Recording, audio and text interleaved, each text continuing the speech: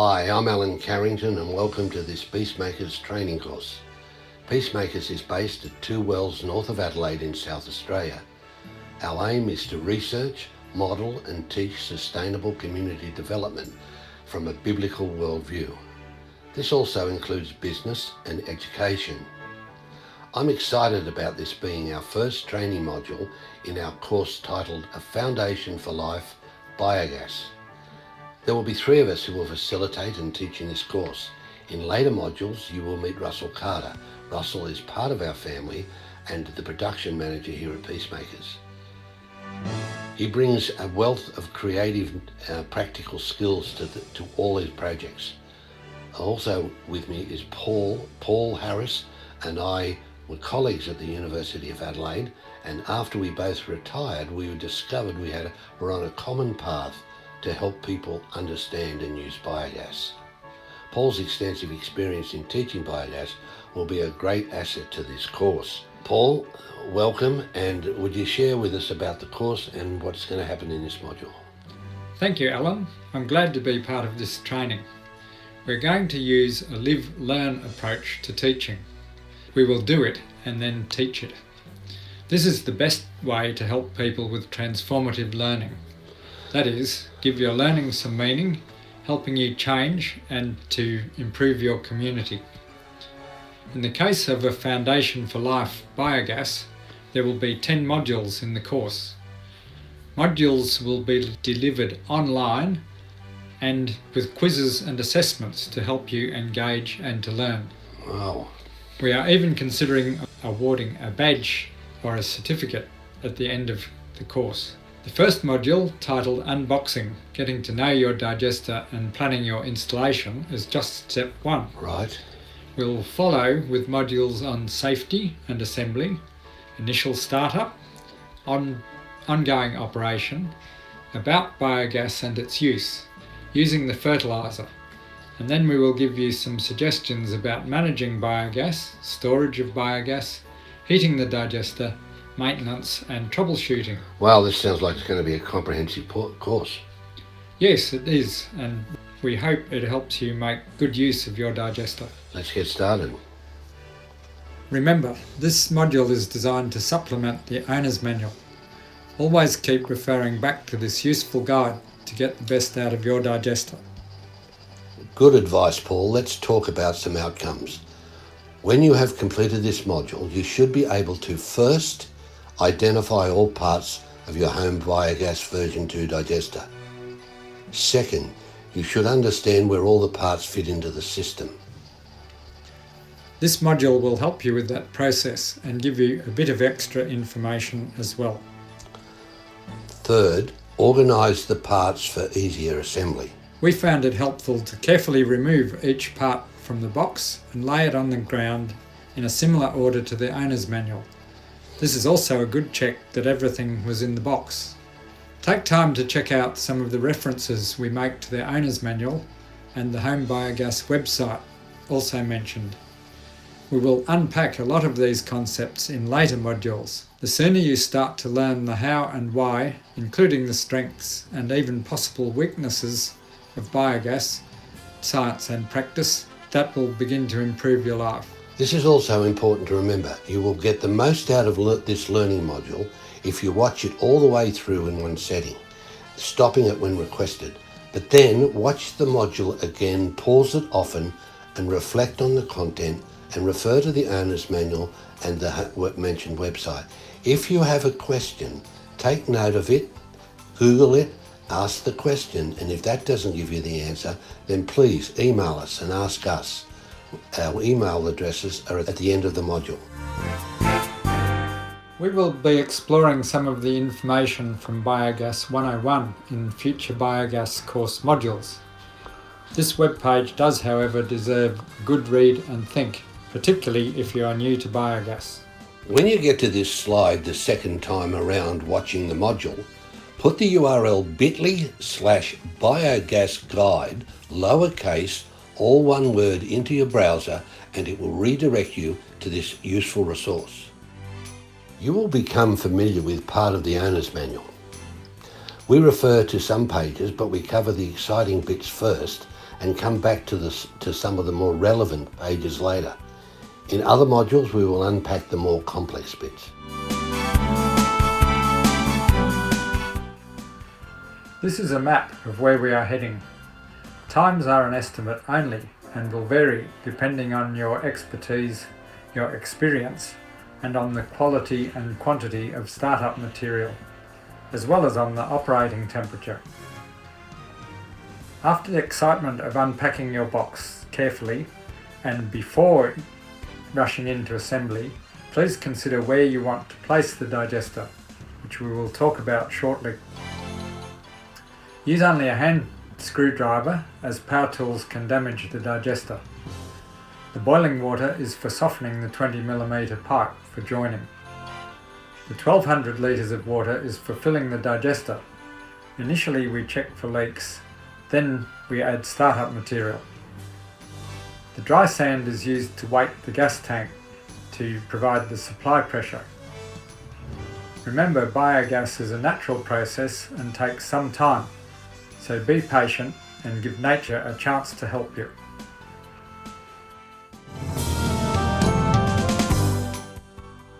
Home biogas assumes you will be feeding food scraps in a domestic setting. They suggest putting the digester near your kitchen and cooking area. If you are using animal waste, it may be easier to put the digester near the waste source so you do less carrying. We will be covering some alternative ideas for the storage and use of biogas in another module.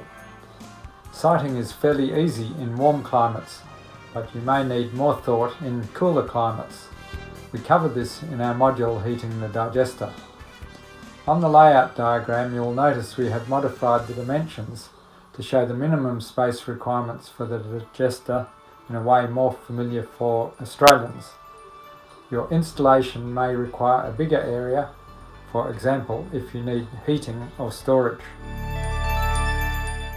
This overview of the completed system may look simple, or may be a bit confusing if biogas, plumbing and technology are not your thing, but a lot of thought, effort and trial have gone into providing you with a device that is easy to put together and to operate. The more familiar you are with the parts of the system, the easier the assembly will be. Please pause the video now and make sure you understand the parts and their location in the assembly. This is page 9 of the owner's manual and shows the big bits in the box. These parts are cleverly packed, so be careful of smaller bits inside some parts. To help you see how we put the parts together, we have added some directional arrows to the diagram. Again, please pause the video now and make sure you understand where the digester parts fit. The box also contains 2 parts bags. One bag has 10 large sealing rings for joining the large pipes and a small tube of lubricant to make that easier. The other parts bag has 4 large hose clips for large pipe joins, 4 small hose clips for the 20mm gas tubing joins, 1 very small clip for the 10mm gas tubing, a support cord for the fertilizer outlet. Please note that there are an extra 2 hose clips and a 90-degree elbow if a 90-degree bend is needed in the 20mm pipeline. Please refer to page 27 of the manual for details. Finally, a stove is an option and won't be in your box unless you ordered it. Also, there are 50 plastic bags for sand, a 1 litre measuring container and 2 bags of bio balls if requested. Paul, what's a bio ball? Bio balls provide a surface for microbes to grow on, so they are less likely to be washed out of the digester unit. If you have very liquid waste or pulverise your scraps in a waste disposal unit, the bio balls may be quite necessary.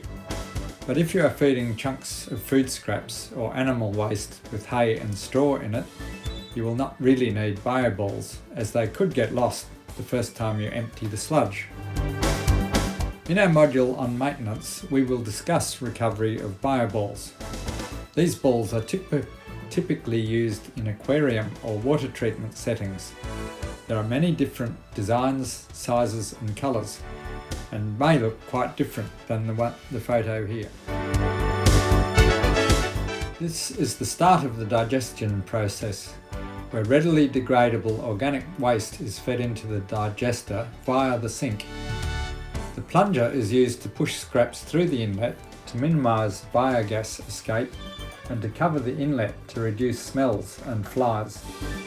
The operation module will provide some more detail on feeding the digester. Paul, with this inlet assembly is a drainage outlet cap. What is that for and why is it with the inlet parts? Good question. Remember on the exploded view of the parts, what's in the box part 1, we showed a red arrow on the right hand side indicating where the cap fits. It is on the inlet side of the digester and is only needed about once a year to remove the settled solid sludge. Refer to the maintenance manual. Okay. Now we get to the heart of the system, where all the digestion action takes place. The bladder keeps any smells in, traps the biogas, and maintains the anaerobic or oxygen-free environment critical to methane production. That's the beautiful blue flame that is hard to see in bright daylight. Okay, so what's the zipper for? The vinyl bag you see is to hold the water and gas pressure in, and it actually protects an inner bag. Inside the green-black bag is another bag that holds the liquid and biogas. The zip is to allow access to the inner bag. The outer bag does not actually keep the biogas in. The Home Biogas unit is a plug-flow digester. What goes in must come out, like most anaerobic digesters. The liquid you put in, along with broken down organic matter containing soluble nutrients for plants, overflows through this pipe. This overflow also sets the liquid level in the digester unit, and the bottom of the horizontal pipe must end up lower than the inlet sink. Solids that settle are removed through an outlet at the base of the unit, below the inlet unit, about once per year. See the maintenance module. Now, this is like a septic tank, right? Yes. That's also emptied periodically. How do we get rid of this stuff? Do we need to get somebody in to do it, or do we do it ourselves? What's left in the bottom of the digester is a dark grey, porridge-like substance containing less soluble nutrients like phosphorus and organic carbon. This is compost and will enrich your garden soil. If you do add human or animal waste, you should not use the fertiliser directly on root vegetables or sprinkle it over any food vegetables like leafy vegetables or strawberries. The chlorine tablet in the outlet is to kill microbes, so that helps. And nature is really good at recycling waste if we allow a little time. Humans tend to rush everything. We will tell you more in the maintenance module. Biogas collects here to begin its journey to its final use, probably your stove. The short pipe on the left of the gas outlet unit goes into the fertiliser outlet through a cap. This pipe limits the pressure that can develop in the system by releasing excess gas to atmosphere if necessary in an emergency. To avoid wasting biogas, try to minimise biogas release to the atmosphere. So what is the secret to optimise the benefits of biogas? Optimise is an interesting concept. I think optimum depends on context, but once specified, it is not a secret. For biogas, do you want maximum biogas, or minimum effort, or something else? I'm glad you specified benefits, which I think are producing a clean, easily controlled fuel for your cooking needs. To achieve this, you want to feed enough scraps to make your daily fuel need. This will mean you should have a stable digestion system with maximum waste conversion and minimum excess biogas escaping to atmosphere. The gas bladder sitting on top of the digester unit is a variable volume storage. It will expand as gas is produced and deflate while gas is being burned. A storage is an important component since gas is produced steadily 24/7, but you will normally only have a few cooking sessions per day, usually some longer than others. Over time, just how hard is it to manage input to output? Do you do it by reducing your organic input or just use more gas? How do you balance it? It is a balancing act. If the bladder is getting completely filled regularly, you can simply leave the stove running to burn off excess gas. But if it is regular, I suggest also reducing the amount of feed to the digester to lower gas production. But there will not be an instant response. If the problem is not enough gas, look at what is being fed to make sure you're not inhibiting the digestion process or hurrying too much. Try increasing the feed amount to improve gas production, but do this in small steps to give the digester time to adjust. Remember, overfeeding will make your digester sick, just as you will be sick if you eat too much. The operation module may be of assistance in balancing gas production and use. Also see the storage use module. A large tube is provided if you need to transport gas more than 3 meters from the digester. It is a good idea to have some distance between the digester, gas bladder and the stove to avoid a burst of flame in the unlikely event of a gas leak. See the troubleshooting module. And the larger diameter pipe reduces pressure loss. If you need to put a bend in the larger tube, a 90-degree elbow and 2 extra hose clips are provided. The smaller, more flexible tube is for the last 3 meters of run to the stove. Note that you must order the stove, it is not automatically in the box. The chlorine tablet goes in the fertilizer outlet to reduce microbial activity, particularly any pathogens that may have survived anaerobic digestion, which does remove over 95% of pathogens anyway. It will also kill the microbes doing the waste digestion so they don't get active in your garden, releasing methane to the atmosphere. The gas filter is to remove smells like hydrogen sulfide, also known as rotten egg gas, a possible byproduct of digestion and very poisonous if inhaled. These items will be discussed more in the maintenance module.